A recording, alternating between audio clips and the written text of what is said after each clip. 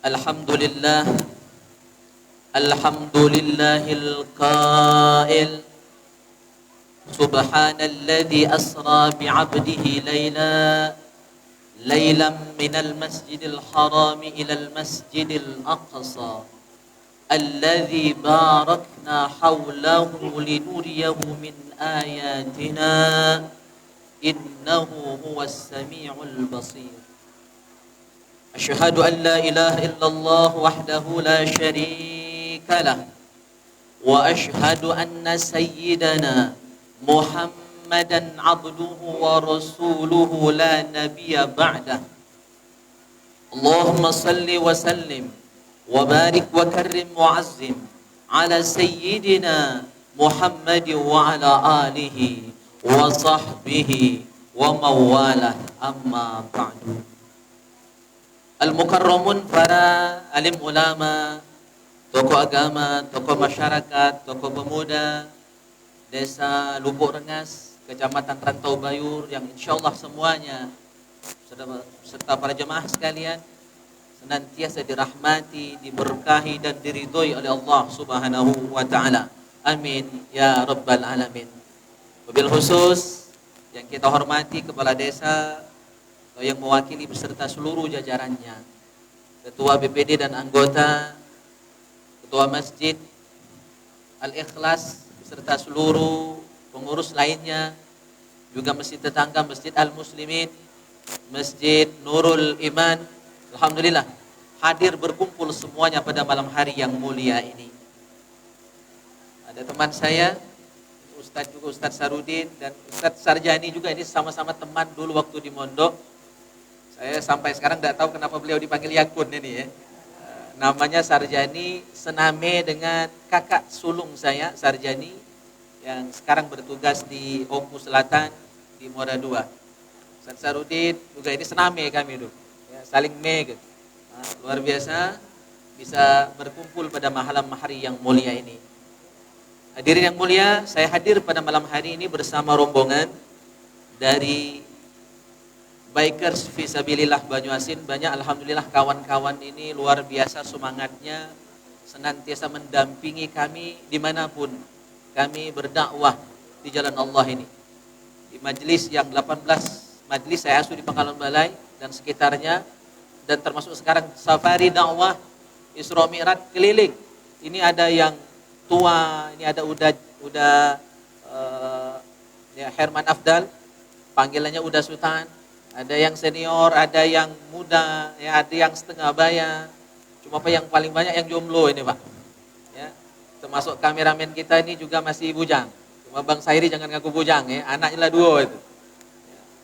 Alhamdulillah semua kompak sesuai dengan slogan kita di Bikers Fisabilillah KPK, kekeluargaan, persaudaraan dan kebersamaan. Maka kita saling tolong, saling bantu. Dan inilah harapan kita melalui peringatan Isra wal Mi'raj pada malam hari ini. Kita kaum muslimin senantiasa kompak dalam kebersamaan, dalam keimanan, ketakwaan kita kepada Allah Subhanahu wa taala. Masyarul hadirin rahimakumullah. Pertama dan paling utama, marilah senantiasa kita bersyukur, memuja dan memuji Allah Subhanahu wa taala. Karena berkat rahmat Allah, pertemuan pada malam hari ini Pak Haji, kita bisa bersama-sama. Semua ini tidak terlepas dari nikmat karunia Allah Subhanahu wa taala. Dan bagi kami pribadi ini adalah pertemuan yang ketiga di masjid ini. Yang pertama 2016. Ya, saya bersama waktu itu Pak Yan Anton, Bupati Safari Jumat di sini. Bersama Pak Kemenag, ya, saya khutbah waktu itu Pak Kemenag jadi imam. Kemudian di bulan Maulid kalau tidak salah. Ya, saya juga ngisi Maulid di sini, dan ini yang ketiga. Walaupun saya Pak warawiri di sini, mertua saya orang Kemampo, jadi saya kalau mudik pasti lewat sini. Dan saya juga sebenarnya mudirul ma'had Ahlul Qura, kepimpinan, cuma jarang datang karena sibuk. Ya, kita wakil-wakil ya kan. Jadi saya sering lewat di sini untuk ke Limbungan di pondok pesantren Ahlul Qura yang sedang kita bangun saat ini. Baru ada level ibtidaiyah, sanawiyah, dan insyaallah tahun ini kita akan dirikan juga madrasah aliyahnya. Alhamdulillah kita dipertemukan oleh Allah Subhanahu wa taala dalam keadaan sehat walafiat. Semua ini Bapak Ibu hadirin yang mulia tidak terlepas dari nikmat karunia Allah yang wajib untuk selalu kita syukur. Semua kita pasti nak masuk surga. Ya, Bu ya, siap Bu masuk surga? Bu, siap? Ya, coba sesemangat yang tadi sholawatan. Saya luar biasa malam hari ini yang anak-anak sholawatan luar biasa terus saking semangatnya, kiri kanan sambil nak tetijah ini mic ini ya. Ibu-ibunya juga sholawatan. Saya baru nemu di sini Bu. Ya, saya baru nemu di sini. Luar biasa semangat jamaah di sini ya untuk memeriahkan peringatan hari besar Islam ini. Kalau nak masuk surga Bapak Ibu hadirin yang mulia, Rasulullah bersabda, "Awwalu may yadkhulul jannah." Orang yang pertama kali akan masuk surganya Allah Subhanahu wa taala, may yahmadullah fis sarra wad dharra. Adalah orang yang senantiasa memuji Allah, senantiasa bersyukur kepada Allah dalam keadaan lapang ataupun sempit, susah ataupun senang, senantiasa memuji Allah. Alhamdulillah sekarang ya kun getala naik kabar nyerganya. Ya, alhamdulillah. Ya, cuma jangan berotok kalau kaget turun lagi. Sebagai hamba Allah yang nak masuk surga, getah mahal bersyukur, getah murah. Jangan berotok, bersyukur tetap kepada Allah Subhanahu wa taala. Maka kunci nak masuk surga, pandai bersyukur dan memuji Allah. Yang kedua, jamaah yang mulia, senantiasa kita sebagai hamba Allah yang baik, sebagai umat Rasulullah sallallahu alaihi wasallam yang setia dalam sunnahnya, setia mengikuti langkah-langkah beliau, yang meneladani beliau, marilah kita dalam kesempatan yang mulia dan penuh kebahagiaan ini pandai-pandai banyak-banyak bersolawat kepada Rasulullah sallallahu alaihi wasallam. Satu hadis sebelum kita bahas Isra wal Mi'raj, ya, insyaallah tak panjang-panjang gitu, paling-paling jam 12 selesai. Siap Bu sampai jam 12 Bu? Tak siap berarti tak ramai jawabnya tuh. Siap Bu? Diana Bu? Cuma pulau yang jawabnya tuh. Berarti kalau tak siap kita paling-paling jam 2 jam 3 jadilah berhenti. Satu hadis ingin saya sampaikan tentang fadilah salawat kepada Rasulullah sallallahu alaihi wasallam sebelum kita bahas perihal Isra wal Mi'raj. Rasulullah bersabda, mudah-mudahan kita amalkan hadis ini Pak Kades ya. Sekarang apa Pak Kadus Pak ya? Sekdes. Rasulullah bersabda, "Aktsiru minas salati alayya." Perbanyak salawat kepadaku, kata Rasulullah sallallahu alaihi wasallam. Fa innaha nurun fil qabri wa nurun 'alas sirat wa nurun fil jannah. Salawat kalian kepadaku, kata Rasulullah, ada 3 fungsinya dalam hadis ini. Yang pertama, cahaya di kubur. Kubur itu gelap, tetapi bagi ahli salawat kuburnya nanti akan terang. Kal qamari lailatul badr, bagaikan cahaya bulan purnama. Yang kedua, bagi kita yang ahli salawat, wa nurun 'alas sirat. Sirat itu nanti akan kita lewati dengan cepat, dan sirat itu akan dicahayai oleh salawat kita kepada Rasulullah sallallahu alaihi wasallam. Yang ketiga, wa nurun fil jannah, salawat kita kepada Rasulullah akan menjadi cahaya di surganya Allah Subhanahu wa taala. Masyiral hadirin rahimakumullah. Isra wal Mi'raj yang kita peringati pada malam hari ini, tiap tahun kita peringati terus. Dan saya yakin orang Lubuk Rengas pastilah paham galau.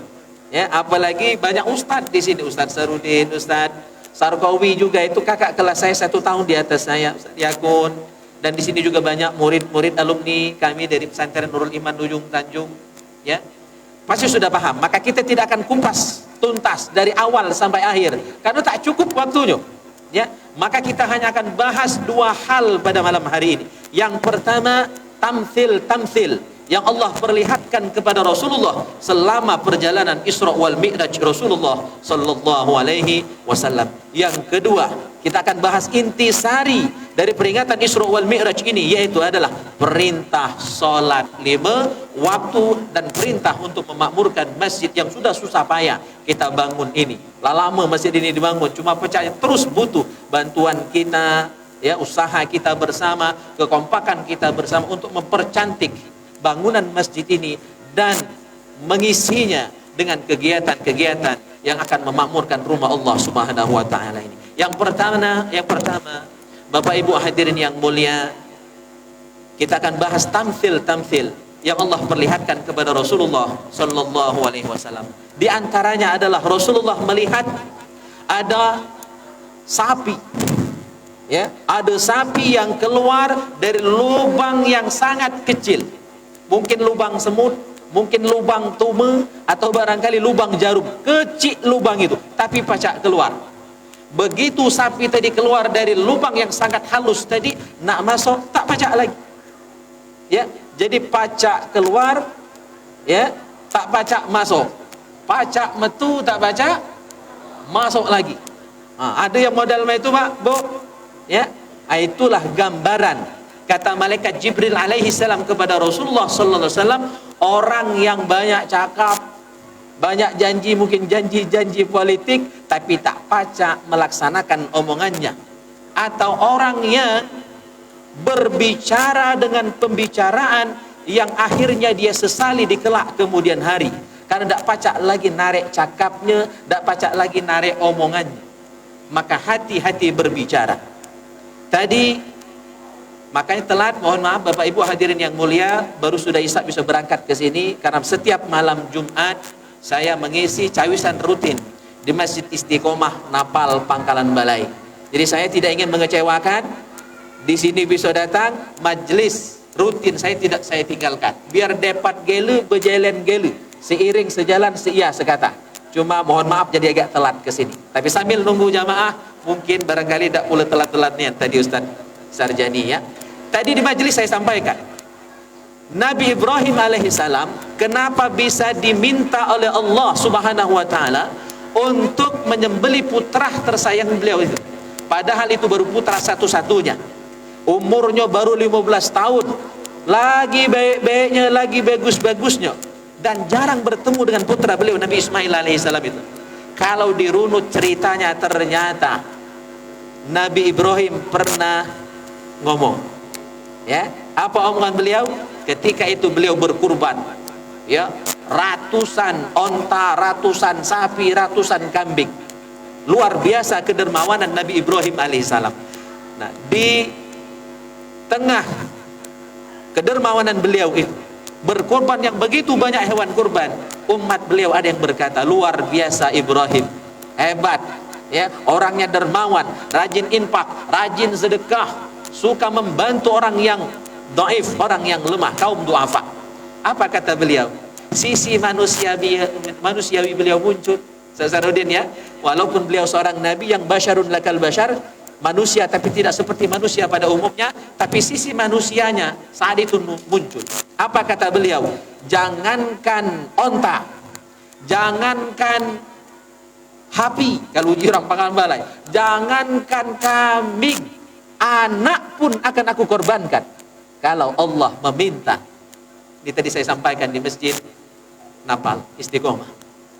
Omongan ini ternyata diminta, diingat, ditagih oleh Allah Subhanahu wa taala, makanya beliau pun diperintahkan untuk menyembelih putranya. Tetapi karena beliau ikhlas, putranya ikhlas, istri beliau ikhlas, maka pengorbanan beliau ini pun tidak sia-sia, diganti dengan kambing. Akhirnya beliau tidak jadi menyembelih putranya. Nah, pelajaran dari sini adalah hati-hati ngomong, hati-hati bercakap, kaget ditagih, dan ketika ditagih kita bakal nyesal. Salah satu pesan Bapak Ibu hadirin yang mulia dari riwayat ini adalah hati-hati ngomong tadi. Wabil khusus guru kami Kiai Balian paling sering berpesan ketika beliau ceramah tentang hikmah pernikahan, hati-hati jaga mulut ketika ngomong kalimat tolak atau cerai. Karena menurut para ulama, cerai itu walaupun main-main sah, Pak. Kaget nyesal. Kata orang yang sudah menceraikan istrinya dengan mantan itu, Pak, lebih cantik daripada sebelumnya, maka dia nak balik lagi itu bukan main, mak digeut-geut hatinya, Pak, nak balik lagi dengan mantannya itu. Cuma tak pacak karena sudah cerai. Dan kalau tolak 3 tak pacak balik lagi. Dan menurut ulama dalam 4 mazhab, tolak 3 jatuh dalam satu majlis, tolaknya langsung tolak 3. Tak usah nak nunggu 3 kali Pak Sekdes. Makanya hati-hati bercakap. Hati-hati ngomong. Karena omongan tentang cerai, walaupun main-main dianggap serius, main-mainnya dianggap sah. Nyesal katikun. Itu yang pertama. Tamsil yang diperlihatkan Allah kepada Rasulullah, ada sapi yang keluar dari lubang yang sangat kecil, nak masuk lagi tak pacak. Artinya tak pacak nak narik omongan. Kalaupun orang mungkin pernah kita sakiti dengan omongan kita, kita minta maaf, lah dimaafkannya, tapi di dalam hatinya masih ada bekas omongan tadi. Ya, masih ada bekas. Maka nyabut omongan itu bagaikan nyabut paku dari dinding. Masih berlubang, masih berbekas. Nak ditampal mak manola masih ada bekas. Nah, maka hati-hati, pelajaran dalam hal ini ya, jangan sampai sembarangan dalam mengatakan sesuatu. Hadis Rasulullah, man kana yu'minu billahi wal yaumil akhir falyakul khairan aw liyasmut. Barang siapa beriman kepada Allah dan hari akhir, maka ngomong yang bagus-bagus, ngomong yang baik-baik, ngomong yang benar saja. Kalau tak pacak ngomong bagus, kalau tak pacak ngomong baik, lebih baik diam. Ya, ini umat Rasulullah sallallahu alaihi wasallam yang seharusnya. Yang pertama. Yang kedua, Rasulullah juga melihat ada orang yang kukunya itu manjang dan kukunya berubah, bukan kuku cak biasa lagi Pak. Kukunya itu min nuhas, terbuat dari tembaga, dan dengan kukunya yang sudah berubah dari kuku biasa menjadi kuku yang terbuat dari tembaga tadi, dia cakar-cakar ya mukanya dan dadanya sehingga berdarah-darah muka dan dadanya oleh cakaran dia dewek. Ya, bangsa ini namanya siapa lo orang model itu? Ya, nyakar rai dewek, ya, nyakar dada sendiri sampai berdarah-darah Pak Sekdes. Nauzubillah. Siapa mereka? Orang yang ini, yang demikian ini adalah, kata malaikat Jibril alaihissalam, adalah orang-orang yang suka memakan daging saudaranya sendiri, yang merusak kehormatan saudaranya sendiri sesama muslim, alias yang galak ngumpat, yang galak ngerumpi, yang galak merusak dan menjatuhkan kehormatan saudaranya. Nauzubillah min dzalik. Hati-hati. Yang ketiga, Rasulullah juga melihat ada orang yang ada 2 wadah, ada 2 bejana. Seko isinya daging yang dimasak dengan sedap. Udah ini orang Padang, pinter masak rendang, dimasak rendang, ya sedap rasanya. Ya, heko lagi ada bedeng, ya Pak ya, isinya daging busuk, masih lemak kalau peda Bu ya, peda lemak itu, ya kan? Atau bekasam lemak. Ini daging busuk, bukan peda, bukan bekasam. Tetapi ternyata Bapak Ibu hadirin yang mulia, ya, orang ini tadi ada daging bagus, ada daging busuk, milih daging busuk. Ada yang tahu Bu siapa gerangan mereka ini? Inilah yang galak, apa Bu namanya tu? Selingkuh. Nauzubillah. Ya, ada yang halal ya disia-siakan, tapi nak nyari yang lain. Itu ada will, ada pill namanya. Ada wanita idaman lain, ada pria idaman lain. Nauzubillah min zalik. Luroi baik pasangan tubuh. Ya, walaupun mak mana asal laki paling ganteng, anggaplah Bu ya. Bawa bapak, mak mana pun potongan bini kita, ya pokoknya anggaplah dia istri kita yang paling cantik sedunia. Mak mana pun forumnya, ikhlas terima baik. Dasar nak nyesal kalau nak milih sebelum nikah, malah sudah terima baik apa adanya. Ya, insya-Allah. Ya. Hitam sudah, ya kan, bedai cak sekilo sekali. No. Insya-Allah aman. Berikutnya Bapak Ibu hadirin yang mulia, Rasulullah juga melihat ada orang yang nutus kepalanya dewek pakai batu. Ya, ada batu yang besar, dia ambil, dia tutuskan kepalanya dewek sampai hancur. Begitu kepalanya hancur, dibulatkan lagi, dihancurkannya lagi, dibulatkannya lagi. Jadi sudah. Itulah hukuman di akhirat itu. Ulama nadijat juluduhum baddalnahum juludan ghairaha liyadzuqul azab. Supaya betul-betul terasa siksanya, maka sekali dihancurkan lagi, Ya, begitu seterusnya berulang-ulang. Jadi bukan sekali mati, tapi berkali-kali matinya orang yang melakukan ya kejahatan akan dibalas di hari akhirat nanti. Rasul heran dan bertanya kepada malaikat Jibril, siapakah orang yang demikian wahai Jibril? Maka Rasulullah pun menjelaskan, orang yang mecahkan kepalanya dewek ini adalah orang yang berat kepalanya untuk memenuhi panggilan Allah Subhanahu wa ta'ala. Rumah dekat masjid, azan terdengar 5 waktu setiap hari, ya, tetapi berat untuk memenuhi panggilan Allah Subhanahu wa ta'ala tadi. Inilah orang yang meninggalkan sholat dan balasannya ditutus oleh dirinya sendiri, kepalanya sampai pecah. Nauzubillah. Bagi saya Bapak Ibu hadirin yang mulia, ini sangat logis, sangat masuk akal, ya, sangat sesuai dengan logika. Ngapa orang tidak semayang itu nutus kepalanya dewek sampai pecah? Kalau uji orang pangkal balai itu namanya orang bengkelok. Tahu bengkelok, Bu?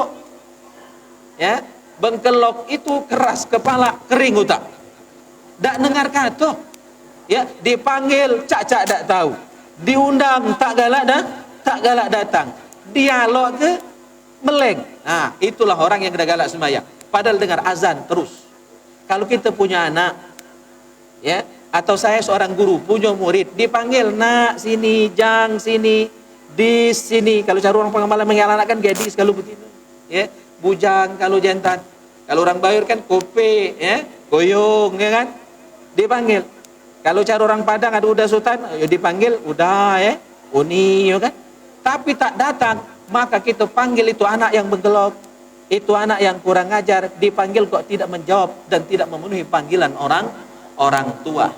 Nah, maka jangan salahkan anak-anak kita, Bapak Ibu hadirin yang mulia, kalau kita suruh tak nurut, kalau kita perintah tak beranjak, ya.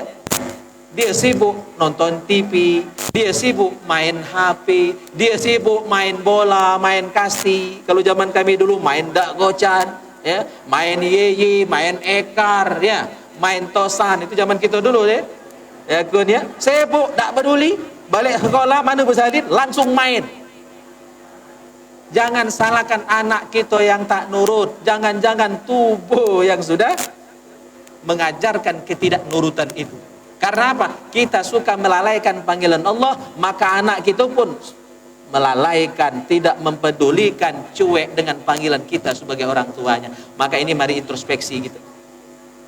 Setiap hari azan berkumandang, hayya 'alas shalah, hayya 'alal falah. Caca dah tahu.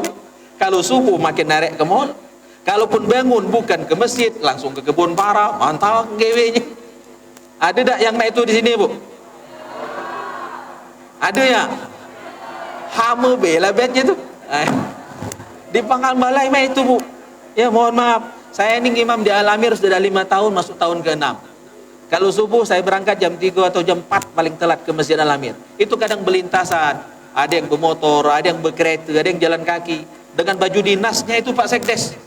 Baju dinas, ya kan? Pakai lengkap, pakai cadar pula, bawa pahat, ya, bawa emir. Lapetnya ke mana? Nak mantap. Saya baru mau pergi, sholat subuh pun belum azan, dia lah pergi mantap. Saya husnuzon, mungkin jamaah yang seperti itu barangkali Bapak Ibu hadirin yang mulia di kebun paranya di musola. Saya husnuzon, mungkin sembahyang di kebun para Pak Haji kan, insya Allah. Cuma kalau tidak mah itu alang keruginya. Bapak Ibu hadirin yang mulia, dengar azan setiap saat tapi tak datang ke masjid, itu menggelok, itu keras kepala. Dan dalam hadis, ya, disebutkan di kitab Al-Kabair, 70 dosa besar kitab ini isinya, yang disusun oleh Al-Imam Al-Zahabi, seorang ahli hadis yang sangat terkenal. Apa kata Rasul? Thalathatun, ya, la'anahumullah. Ada 3 golongan yang dilaknat. Tahu dilaknat? Itu disumpahi, disepatani, ya, dijauhkan orang ini dari rahmat Allah Subhanahu wa ta'ala. Siapa mereka? Nomor 1 yang dilaknat oleh Allah adalah man taqaddama qauman wa hum lahu karihun. Orang yang menjadi pemimpin sholat, ya, tetapi dibenci oleh makmumnya. Atau pemimpin yang lain, Pak Rete, Pak Rewe, ya, Pak Kadus, Pak Kades, sampai ke presiden, kalau diluati oleh rakyatnya karena kesalahannya. Karena luwat itu ada dua macam, ada luwat yang benar, ada luwat yang salah. Ya, ada benci yang benar, ada benci yang salah. Benci yang benar itu benci karena Allah. Kita tidak setuju dengan pemimpin karena dia melanggar perintah Allah. Dia misalnya melegalkan yang diharamkan oleh Allah Subhanahu wa taala. Wajar dan wajib kita benci pemimpin yang seperti itu, tapi perbuatannya bukan orangnya. Ya. Nah, kalau kita benci dengan hal-hal yang memang tidak sesuai dengan kebenaran, itu wajar dan benar. Tapi benci yang salah itu mana? Kita benci dengan seseorang, benci dengan imam sholat, benci dengan pengurus masjid, benci dengan pemimpin mulai dari RT sampai presiden, karena tubuh yang nak ngentikan kedudukan dia misalnya. Ya, tubuh yang nak ngambilnya. Maka ini kebencian yang salah, kecuali niat kita benar, ingin menjadikan ya perubahan yang lebih baik. Jadi kalau bencinya salah, ya, itu tidak pengaruh. Man taqaddama qauman wa hum lahu karihun. Pemimpin yang dibenci oleh bawahannya, rakyatnya, atau imam dibenci oleh makmumnya karena kebobrokan akhlaknya, maka imam, pemimpin yang demikian adalah dilaknat oleh Allah Subhanahu wa taala. Nauzubillah min dzalik. Yang kedua yang dilaknat dalam hadis ini adalah wamra'atun batat wa zawjuha 'alaiha sakhitun. Mohon maaf ini untuk ibu-ibu. Perempuan, seorang istri yang tidur di malam hari sedangkan suaminya marah dengan dia. Barangkali tak kabul hajatnya, Bu. Ya. Nah, maka perempuan yang demikian, ya, yang menolak permintaan suaminya padahal tidak lagi uzur, ya, tidak lagi ada halang oleh tak setuju baik misalnya kan, oleh belanja kurang banyak misalnya diberi barangkali, nah, maka ini termasuk dosa dan dilaknat oleh Allah Subhanahu wa taala. Nah, yang ketiga yang dilaknat oleh Allah yang terkait dengan bahasan kita tentang salat tadi adalah rajulun sami'a hayya 'alas shalah hayya 'alal falah thumma lam yujib. Seseorang yang mendengarkan panggilan azan hayya 'alas shalah hayya 'alal falah thumma lam yujib, tapi tidak menjawab azan tadi. Tidak menjawab maknanya dua. Yang pertama, tidak menjawab azan tadi dengan kalimat yang sama. Allahu Akbar, Allahu Akbar. Dijawab seharusnya dengan kalimat Allahu Akbar, Allahu Akbar. Sampai seterusnya, hayya 'alas shalah, hayya 'alal falah, dijawab dengan la haula wala quwata illa billah. As-salatu khairum minan naum, dijawab dengan sadaqta wa bararta wa ana 'ala dzalika minasyahidin. Terus sampai la ilaha illallah, dijawab dengan kalimat yang sama, la ilaha illallah. Ini yang pertama, makna tsumma lam yujib. Harus dijawab. Kalau tidak dijawab, azan berkumandang kita masih main, azan berkumandang kita masih ngobrol, ya, bercakap dan lain sebagainya, maka dilaknat oleh Allah Subhanahu wa taala. Bahkan disebutkan dalam kitab yang lain bahwa orang yang berbicara ketika azan sedang dikumandangkan dikhawatirkan, kata Imam Nawawi, dia akan meninggal dalam keadaan su'ul khotimah. Su'ul khotimah itu mati tidak membawa iman, matinya saro, mati kafir, mati tak baca mengucap dua kalimat syahadat. Itu salah satu sebabnya adalah tidak menjawab panggilan azan. Ini makna yang pertama, summa lam yujib. Makna yang kedua dari tidak menjawab panggilan azan itu adalah jawab memang, cuma masih tak beranjak.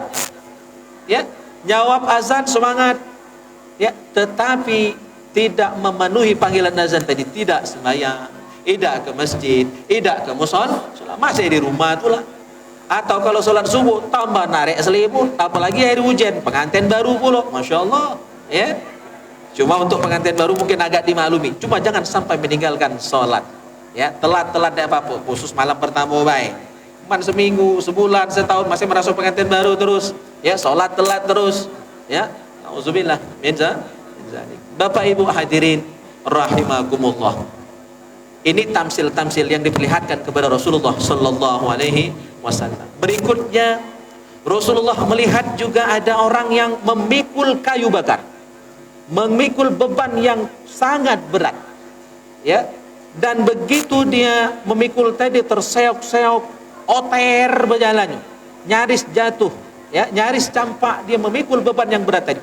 Tapi begitu ada kayu bakar, diambilnya lagi, dipekolnya lagi, ya, berjalan tambah saro, nemu lagi kayu, diambilnya lagi, sehingga makin lama dia makin sulit, dengan beban yang dia pikul itu tadi.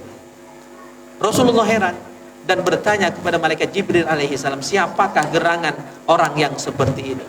Maka malaikat Jibril pun menjelaskan bahwa orang ini adalah orang yang diberikan amanah oleh Allah Subhanahu wa taala. Diberikan amanah oleh masyarakatnya, tetapi tidak mampu dia melaksanakan amanah itu. Tidak maksimal dia mengerjakan tugas dan amanah itu, masih nambah amanah baru. Ya, jadi setiap kali diberi amanah diambilnya, tapi tidak sanggup ya menjalankan dengan baik dan benar amanah itu. Maka karena takut inilah Ustaz Yakun, ya Ustaz Sarjani, saya tidak mau tadi mengecewakan masyarakat, mengecewakan jamaah. Kalau baca cawisan tetap jalan, undangan di Masjid Al-Ikhlas Lubuk Rengas ini juga bisa saya datangi. Berupaya, walaupun mungkin pasti ada yang kecewa kadang-kadang, ngapu telat, ya kadang-kadang harus saya cancel jadwal saya untuk bisa ngisi Isra Mi'raj ini. Dan 2 minggu acara ini saya berjalan, itu ada yang di cancel, ada yang telat dan lain sebagainya. Takut tidak amanah tadi. Karena Rasulullah bersabda, "Idza duyyi'atil amanah fantaziris sa'ah." Apabila amanah sudah diremehkan, maka tungguhlah kehancurannya, tungguhlah saat-saat kebinasaannya, tungguhlah hari kiamatnya akan tiba. Kalau amanah sudah dianggap remeh, amanah tidak dipedulikan lagi. Dan amanah itu begitu banyak, Bapak Ibu hadirin yang mulia. Tidak usah nak nunggu jabatan. Badan kita ini baik dengan seluruh panca inderanya adalah amanah. Mulut ini amanah, tangan ini amanah, mata ini amanah, telinga kita ini amanah. Ya, ngomong telinga, mohon maaf saya sering pegang telinga itu. Telinga saya lagi sakit, maka agak kurang konsen ngomong. Ya, jadi agak bengal, maka sering-sering seperti ini. Ya, ada kemasukan baju beberapa hari yang lalu. Ini amanah, kaki amanah, hati, akal kita, otak kita adalah amanah. Sudahkah kita menjalankan amanah berupa panca indera, ya, dan otak kita, hati kita ini dengan baik? Mulutlah ngomong benar apa tidak? Tangan sudah berbuat baik atau tidak? Ya, dan lain sebagainya. Belum amanah yang lain, yang belaki, yang bebini. Suami itu adalah amanah bagi ibu-ibu, dan istri bagi bapak-bapak adalah amanah bagi kita kaum pria. Anak itu amanah, cucung itu amanah, apalagi pengurus masjid itu jabatan Pak Sekdes itu juga amanah dari Allah Subhanahu wa taala.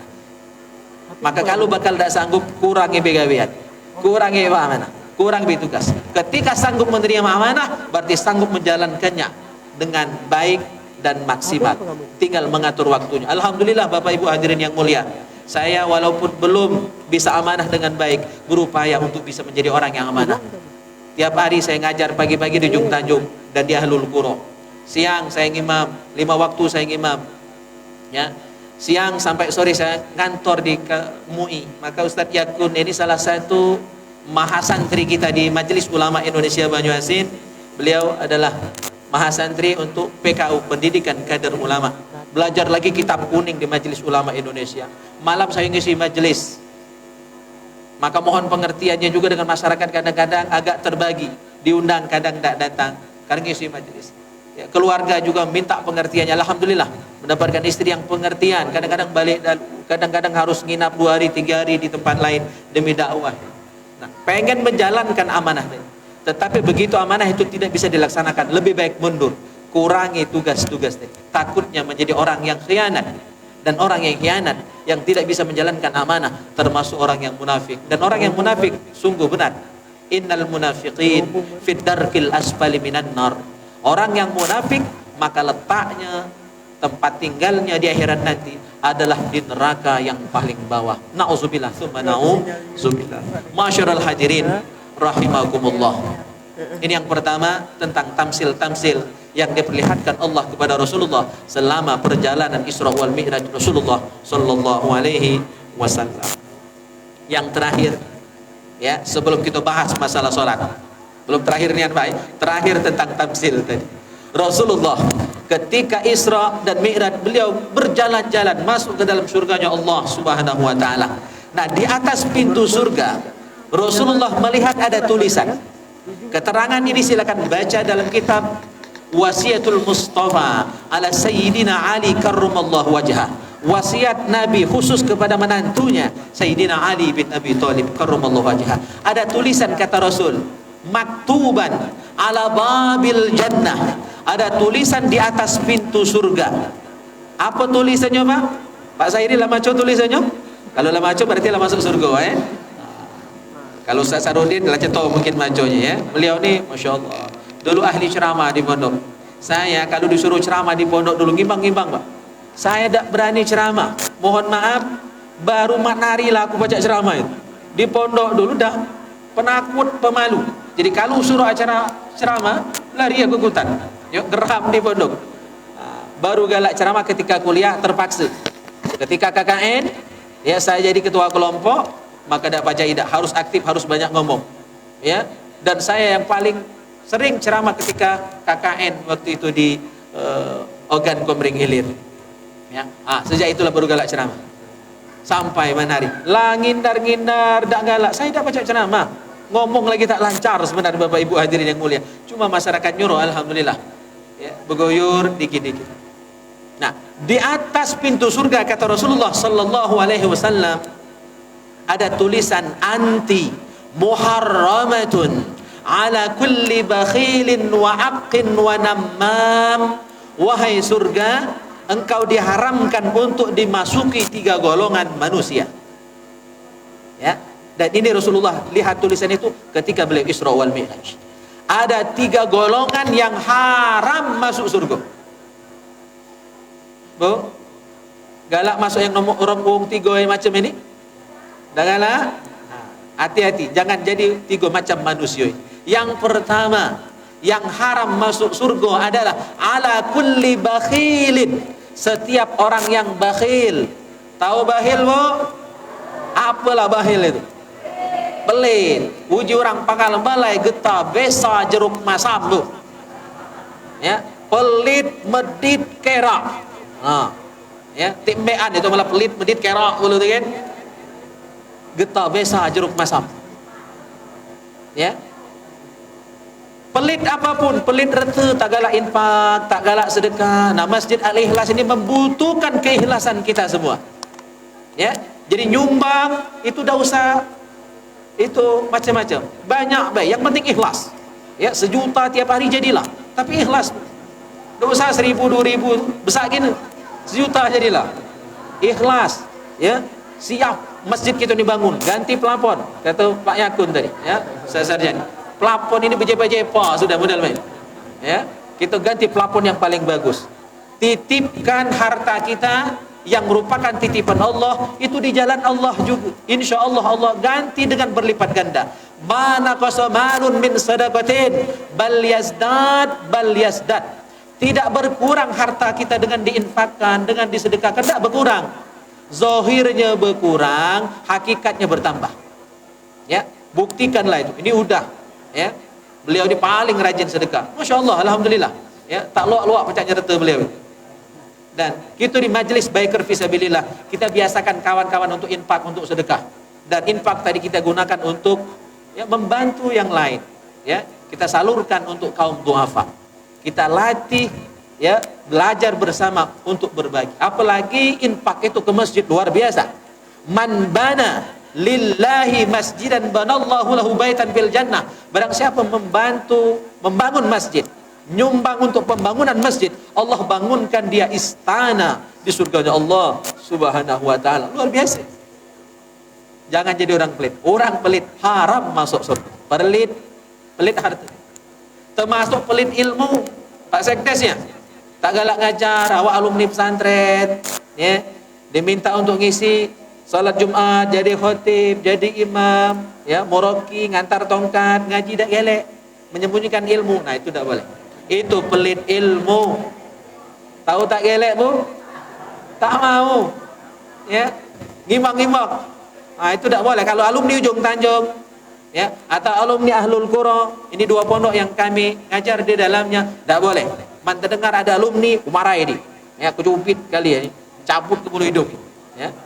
Tak boleh mempermalukan alma mater. Wajib ya menyampaikan ilmu yang sudah dipelajari selama di pondok pesantren. Pelit ilmu, pelit rete haram masuk surga.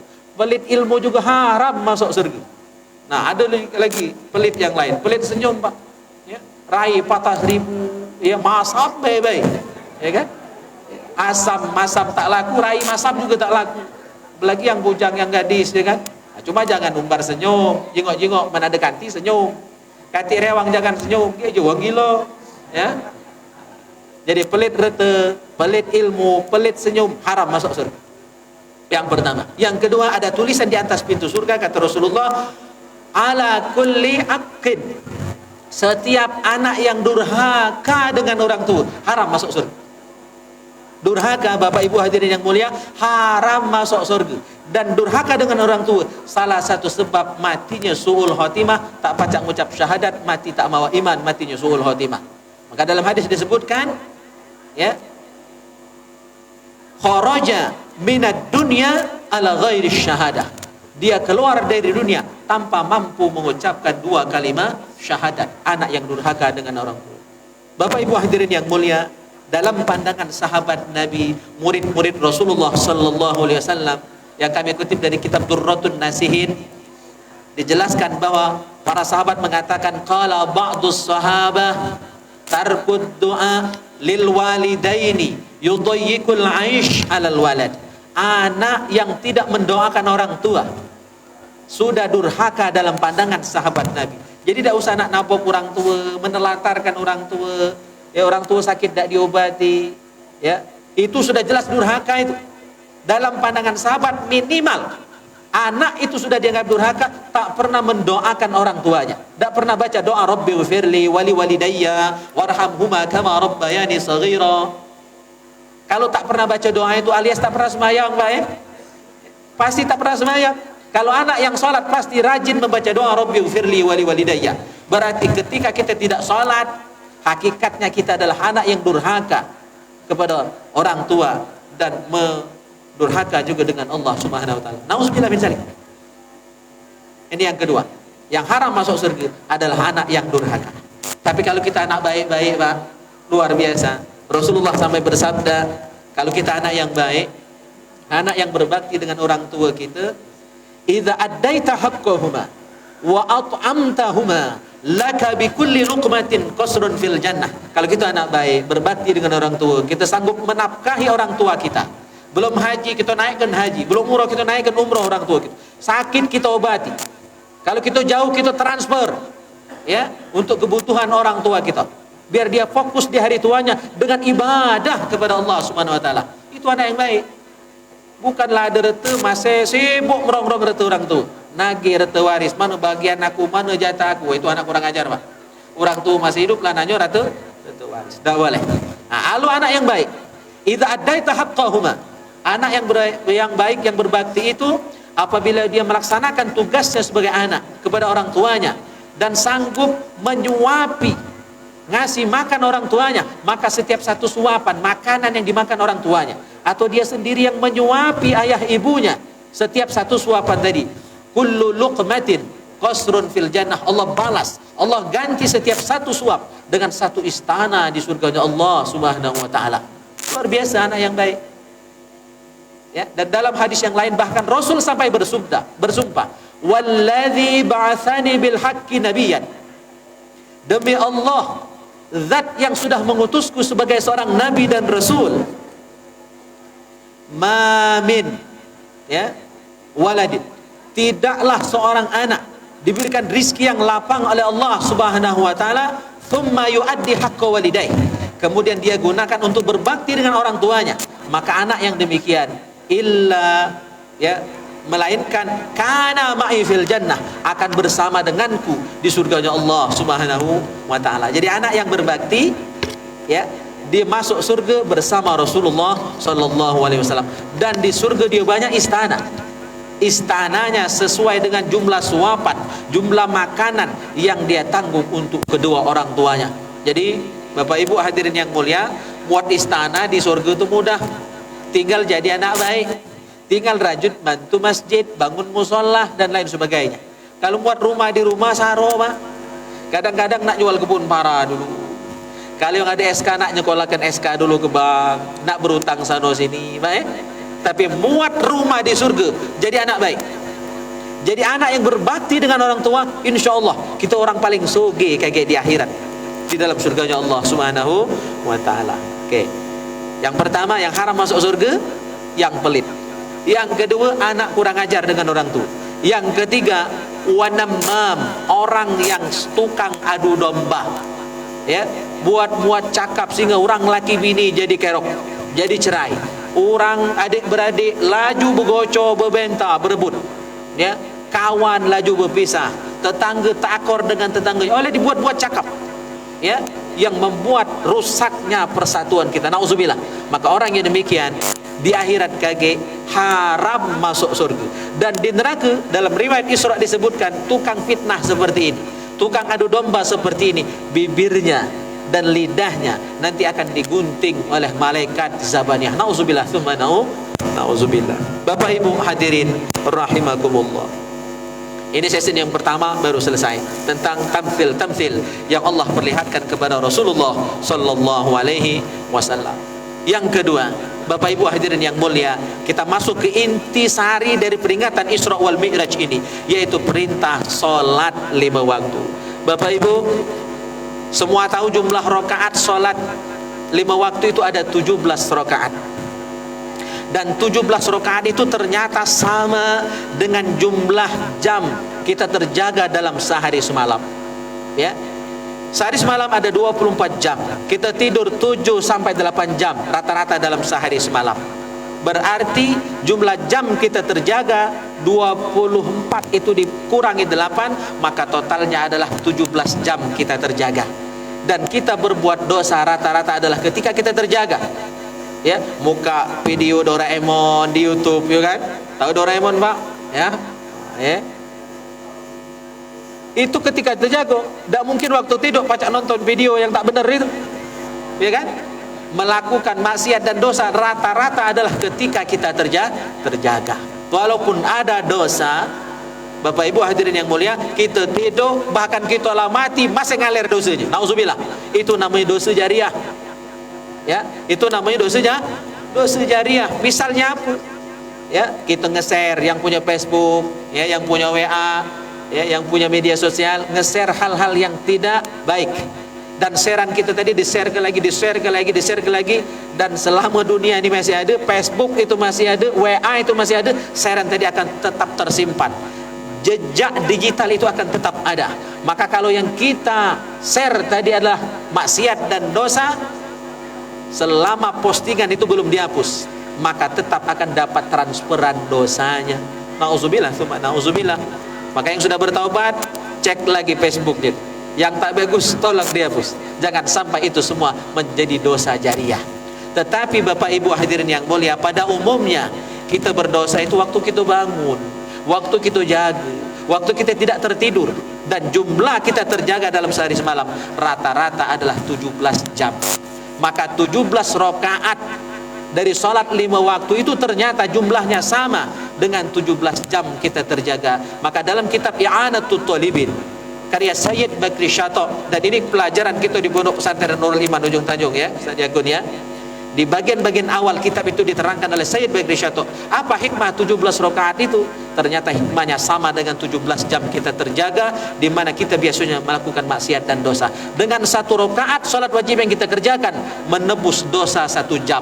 Jadi kalau sholat 17 rakaat, maka dosa 17 jam kita terjaga dalam sehari semalam akan diampuni dan dihapuskan oleh Allah Subhanahu wa Ta'ala. Nah, mak mana yang tak sembahyang, ya, tak sembahyang sehari 17 jam tadi, dosanya bertumpuk kali seminggu, kali sebulan, kali setahun, kali 60 tahun umur di saat ini belum juga sembahyang, maka bertumpuk-tumpuklah dosa itu. Ya, nauzubillah, tsumma nauzubillah. Jangan sampai Bapak Ibu hadirin yang mulia, tadi, ya, saya baca dalam kitab Al-Kabair ada kisah dari umat Nabi Musa alaihissalam. Suatu hari Nabi Musa didatangi oleh seorang wanita, dan wanita ini mengaku dia sudah bertaubat kepada Allah Subhanahu wa Ta'ala, dan beliau memohon semoga taubatnya diterima oleh Allah Subhanahu wa Ta'ala, dan beliau meminta, Nabi Musa pun memohonkan ampun atas dosa-dosa yang sudah dia taubati tadi. Nabi Musa bertanya, Apa dosamu itu? Ya, sampai-sampai engkau tidak cukup hanya bertobat langsung, tetapi harus meminta kepadaku untuk berdoa juga kepada Allah supaya dosamu diampuni oleh Allah Subhanahu wa taala. Sang wanita itu mengaku, wahai Nabi Musa alaihi salam, saya melakukan dosa yang sangat besar. Ya, suatu hari saya berzina, kata, ngaku bahwa itu dia berzina, tapi dia sadar. Terus saya hamil, kata. Begitu hamil, melahirkan, ya 9 bulan kemudian melahirkan. Karena saya hamil di luar nikah, hamil tanpa suami yang sah, maka saya malu, akhirnya anak yang lahir tadi kubunuh. Tetapi setelah melakukan semua dosa itu, sudah maksiat, sudah zina, sudah membunuh anak yang dia kandung sendiri karena perbuatan zinanya itu, karena menanggung malu, akhirnya dia pun nyesal. Ya Allah, alangkah besar dosaku, kata wanita ini. Nabi Musa mendengar pengakuan sang wanita, ya, nauzubillah min zalik, beliau pun ngusir wanita. Oh, berlari kau, dosamu tak terampuni, kata Nabi Musa alaihissalam. Besar nian dosamu itu, sudah zina, sudah bunuh anakmu dewek. Ya, nauzubillah summa nauzubillah. Begitu wanita itu diusir oleh Nabi Musa alaihissalam, beliau pun tentu sedih. Ya Allah, nak kemana lagi? Nabimu laku temui, aku sudah bertaubat, tapi kata Nabimu dosaku tidak terampuni. Maka ya, akhirnya wanita itu pun keluar dari rumah Nabi Musa dalam keadaan munkasiratul qalb, galau dan sedih luar biasa. Setelah itu malaikat Jibril turun menemui Nabi Musa atas perintah Allah Subhanahu wa taala. Wahai Musa, kenapa engkau menolak, ya, lima radatta, ya, kenapa engkau menolak mengusir at-taibah, wanita yang mau bertaubat ini tadi? Padahal ada orang yang dosanya jauh lebih besar dari dia, yang sudah berzina dan membunuh anak sendiri. Nauzubillah. Kasus ini sudah banyak terjadi saat ini. Kisah ini saya sampaikan bukan untuk melegalkan perzinahan, ya, buat anak di luar nikah, itu bukan. Tetapi ingin menggambarkan betapa besarnya dosa yang nanti akan dijelaskan oleh malaikat Jibril alaihissalam. Wahai Musa, ada dosa yang jauh lebih besar dari wanita yang berzina dan membunuh anaknya sendiri itu. Apa kata Nabi Musa alaihissalam?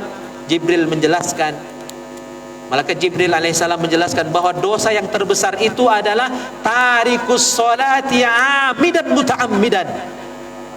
Orang yang meninggalkan sholatnya, dosanya jauh lebih besar kalau dia meninggalkan sholat tadi dengan sengaja. Nauzubillah summa nauzubillah. Ternyata masyarul hadirin yang mulia, dosa tak sembahyang itu lebih besar dari dosa zina, lebih besar dari dosa membunuh anak yang tidak bersalah. Padahal Bapak Ibu hadirin yang mulia, dalam surah An-Nisa disebutkan orang yang membunuh satu nyawa yang tidak bersalah, faka'annama qatalan nasa jami'a, nilainya sama dengan membunuh seluruh orang yang pernah hidup di dunia ini. Ada berapa miliar manusia yang pernah hidup di dunia ini? Itu nilainya, membunuh satu orang sama dengan membunuh seluruh manusia yang pernah hidup di dunia. Nauzubillah, saking besarnya doa bunuh. Tetapi dosa membunuh dan berzina tadi kalah besar dibandingkan dosa meninggalkan sholat lima waktu. Mudah-mudahan kisah ini menjadi iktibar dan pelajaran bagi kita semua. Yang terakhir, saya ingin sampaikan 2 hadis. Mudah-mudahan menjadi pesan bagi kita semua dan nasihat bagi kita semua. Yang pertama dari 2 hadis yang terakhir ingin saya sampaikan Bapak Ibu hadirin yang mulia. Man laqiyallah wa huwa mudayyi'un lis-salat. Barang siapa meninggal dunia dalam keadaan meninggalkan salat 5 waktu, lam ya'ba illahu minhu bi syai'in min hasanatihi, maka Allah tidak pernah akan memberikan pahala. Allah akan cuek, Allah tidak akan menghiraukan satu pun kebaikan yang dia lakukan. Artinya sebanyak apapun sedekahnya, serajin apapun dia puasa, sesering apapun dia haji dan umroh, mungkin sedekah sampai habis harta, tapi tidak melaksanakan salat 5 waktu, lam ya'ba'illah, Allah cuek dengan salat, dengan ibadahnya tadi. Sama dengan tidak, karena solat itu berdasarkan hadis as-salatu imaduddin, solat itu bagaikan tiang agama. Tiang itu Pak bagaikan angka 1. Maka dalam hadis ini menurut ulama balaghah, Rasulullah membuat tasbih perumpamaan bahwa solat bagaikan angka 1, ibadah lain bagaikan angka 0. Maka kalau rajin ibadah lain tapi tidak semayang, 0. Sering ditanyakan setiap bulan puasa ketika kami ngisi acara di radio, dialog bulan Ramadan itu, Ustadz bagaimana hukumnya orang yang rajin puasa tapi tak semayang? Saya jawab itu 0. Salat itu yang angka 1. Maka kalau hanya rajin puasa tapi tidak salat, ibadahnya 0. Rajin sedekah 0. Haji berkali-kali 0 kalau tidak ada salat di dalamnya. 0 walaupun 1 0. 02 masih 0. 1000 lah ekor jumlahnya masih 0 Pak. Yang membuat 0 itu berfungsi adalah angka 1 di depannya. 1 angka 0 ada angka 1 menjadi 10. 2 angka 0 ada angka 1 menjadi 100. 3 angka 0 ada angka 1 di depan menjadi 1000. 6 angka 0 ada angka 1 di depannya menjadi 1 juta. 9 angka 0 ada angka 1 di depannya menjadi 1 miliar. Jadi yang membuat 0 itu berfungsi adalah salat. Maka rajin ibadah lain tapi meninggalkan salat 5 waktu, 0, tidak ada artinya di hadapan Allah Subhanahu wa taala. Lam ya'ba'illahu bisyai'in min hasanati. Orang yang meninggalkan salat, seluruh amalan lainnya tidak dinilai, tidak dihiraukan, dicuekkan oleh Allah Subhanahu wa taala. Maka yang bagus salat dikerjakan, amalan lain juga dilaksanakan. Itu yang terbaik. Yang terakhir hadirin yang mulia, saya sampaikan satu hadis lagi. Ini kabar gembira bagi kita yang rajin melaksanakan salat 5 waktu. Dalam kitab Al-Kabair karya Imam Az-Zahabi halaman 27, Rasulullah sallallahu alaihi wasallam bersabda, apa kata Rasul? Man hafaza 'ala shalawatil maktubati, barang siapa menjaga, memelihara rutin istiqomah melaksanakan salat fardu 5 waktu, akramahullahu ta'ala bi khamsi karamatin, Allah muliakan dia 5 kemuliaan. Yang pertama, ya, yurfa'u anhu daikul aish, Allah angkat dari dirinya kesempitan hidup, kesulitan hidup, kesusahan hidup. Allah lancarkan rizkinya sesuai dengan firman Allah, wa'mur ahlaka bis salah wastabir 'alaiha, ajak keluargamu untuk salat 5 waktu dan sabarlah dalam mengajak keluarga tadi untuk salat. Ya, la nas'aluka rizqah, kami tidak minta rizki darimu, kata Allah. Allah tidak butuh, ya, ibadah kita. Tetapi dengan kita salat tadi, nahnu narzukuka, kami yang akan beri kamu rizki. Minimal rizki ketenangan hati, ya, kebahagiaan hati. Kalau hati tenang, pikiran tentram, insya Allah nyari duit gampang, mudah, dan akan datang rizki dari jalan yang tidak disangka-sangka. Yang pertama, jaminan orang yang rajin sholat 5 waktu, yurfa'u anhu doikul aish, Allah angkat dari dirinya kesulitan-kesulitan dan kegalauan-kegalauan hidupnya. Yang kedua, yurfa'u anhu adzabul qabr, Allah angkat dari dirinya azab kubur. Jadi kalau dia meninggal kaget, tidak akan disiksa di dalam kuburnya, selamat dari siksa kubur.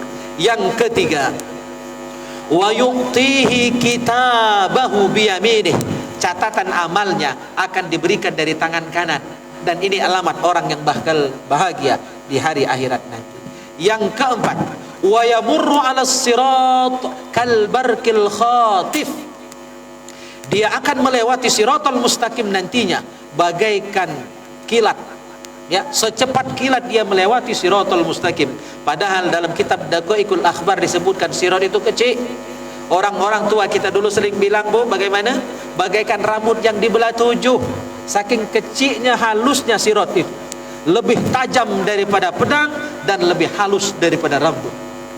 Tapi tentu ini bagi orang-orang yang takati amal, ya, orang yang banyak dosa. Tapi kalau kita ahli ibadat, rajin sholat, rajin infak dan sedekah untuk pembangunan Masjid Al-Ikhlas ini dan lain-lain sebagainya, insya Allah sirat kita akan lapang, akan luas, dan bahkan melewatinya tanpa terasa sudah sudah berada di seberang sana, kalbarkil khatib, bagaikan kilat. Yang terakhir, kemuliaan yang akan Allah berikan untuk orang-orang yang rajin salat 5 waktu. Apa kata Rasulullah? Wa yadkhulul jannata bighairi hisab, dia akan masuk surga tanpa dihisab terlebih dahulu, langsung masuk surga. Kalau nak dihisab Pak berat gitu nih Pak. Ya, yang tak berat tuh ngisap rokok tuh lah. Pak Sekdes ya. Kalau dihisab di akhirat nanti berat Pak Haji, luar biasa berat.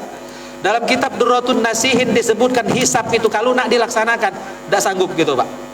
Karena setiap 1 jam kalau dihisab, setiap tarikan napas kita 1 jam itu ada 180 tarikan napas kali 24 jam. Walaupun kita tidur kita masih bernapas. Kalau tidur tak bernapas namanya mati tidurnya itu. Ustaz Sarudin ya, kita tidur pun masih bernapas Pak. Berarti 24 jam sehari semalam kita bernapas. 1 jam 180 kali kita bernapas kali 24 jam, maka totalnya berapa? Berapa totalnya? Ya, nah, kali gala dewek. Dan seluruhnya itu nanti 4.000 berapa? 260 kali. Itu totalnya. Ya. Dan setiap tarikan napas kita nanti di akhirat Bapak Ibu hadirin yang mulia akan ditanya 2 pertanyaan. Apa pertanyaannya? Ayyu amalin amilta fi khurujihi wa duhulihi. Akan ditanya setiap 1 tarikan napas 2 pertanyaan. Amal apa yang sudah engkau lakukan setiap tarikan napasmu tadi? Ngembus ke napas ditanya amal apa, narik napas ditanya amalan apa. Makanya ulama sufi gitu dulu ya, para salafun soleh tidak pernah lepas dari zikrullah setiap tarikan napasnya. Makanya ada zikir nafas, ada zikir khafi, istilah para ulama sufi luar biasa. Narik napas zikir, ngeluar ke napas juga zikir, karena takut dihisab. Tadi berat hisabnya di hari kiamat. Sanggup tak menjawab pertanyaan itu? Berarti harus menjawab pertanyaan 4.000 pertanyaan lebih. Itu untuk jatah 1 hari. Kali berapa tahun kita hidup? Nah itu kalau dihisab. Maka kita mencari, kalau bisa Bapak Ibu hadirin yang mulia, kita masuk surga tanpa dihisab terlebih dahulu. Tetapi porsinya dikit. Yang masuk surga tanpa hisab itu cuma 70.000 orang umat Nabi Muhammad sallallahu alaihi wasallam. Tak banyak Pak. Jauh tak banyak. Dari sekian banyak umat Nabi Muhammad, ada miliaran umat Nabi Muhammad. Sejak Nabi Muhammad hidup sampai hari kiamat nanti, yang masuk surga tanpa hisab cuma 70.000. Dan kita berebut porsi 70.000 itu. Masuk tak kita kira-kira? Padahal jumlah sahabat Nabi sepeninggal Rasulullah sallallahu alaihi wasallam ketika haji wada, ada yang tahu jumlah sahabat Nabi yang ikut haji wada? Ya, yang ikut Fatu Makkah, penaklukan kota Makkah, jumlahnya ada 124.000 orang sahabat. Jumlah sahabat Nabi ketika Rasulullah hidup itu sama dengan jumlah para nabi, dan para nabi 124.000 orang nabi. Jumlah sahabat yang hidup pada masa Rasulullah ada 124.000 orang sahabat, dan seluruh sahabat Nabi itu dijamin masuk surganya Allah Subhanahu wa taala. Nah, 70 yang dijamin masuk surga tanpa hisab. Di mana gitu, Pak? Di mana lokak gitu? Maka Rasulullah sangat sayang dengan kita umatnya Bapak Ibu hadirin yang mulia, karena 70.000 itu dikit dibandingkan seluruh umat beliau. Maka Rasulullah berdoa kepada Allah Subhanahu wa taala, setiap yang 70.000 tadi pacak ngajak 70.000 lagi. Berarti 70.000 kali 70.000 berapa itu nilainya, Nopri? Itulah jumlah umat Rasulullah yang masuk surga tanpa hisab. 70.000 kali 70.000. Mudah-mudahan Bapak Ibu hadirin yang mulia, semua kita yang hadir pada malam hari ini di Masjid Al-Ikhlas termasuk yang 70 kali 70.000 tadi. Amin ya rabbal alamin. Cuma sembahyang subuh kaki, jangan kesiangan ya. Man kesiangan batal doa tadi. Masyarul hadirin rahimakumullah. Masih banyak sebenarnya ingin saya sampaikan, karena janji saya cuma 2 hadis terakhir tadi, maka insyaallah ya kita sampai di sini ya yang bisa kami sampaikan. Mudah-mudahan Ini bukan silaturahim yang terakhir dan masih bisa berlanjut pada silaturahim berikutnya. Ini saja, lebih dan kurang mohon maaf. Akhirul kalam, billahi taufiq wal hidayah wal ridha wal inayah. Wassalamualaikum warahmatullahi wabarakatuh. Allah. Okay. A'udzubillahi minasyaitonir rajim. Bismillahirrahmanirrahim. Alhamdulillahi rabbil alamin. Allahumma salli wa sallim ala sayyidina Muhammad wa ala ali sayyidina Muhammad. Allahumma ij'al jam'ana hadha jam'an marhuma wa tafarruqana min ba'dihi tafarruqan ma'suma.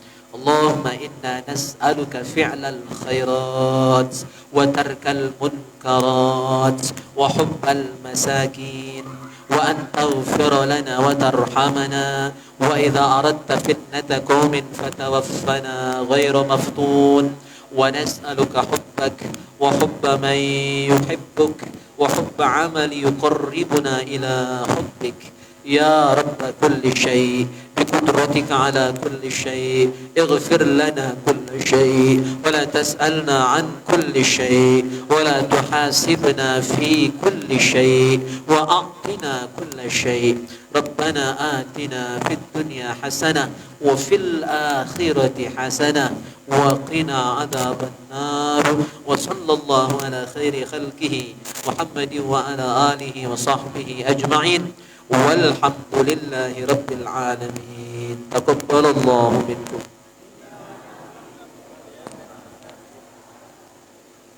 Bapak Ibu hadirin sidang Isra Mi'raj yang dimuliakan Allah.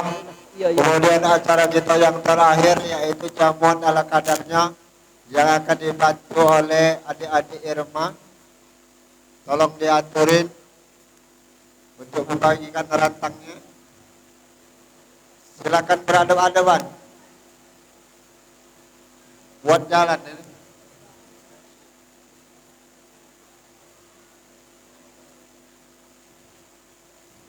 Kepada adik-adik Irma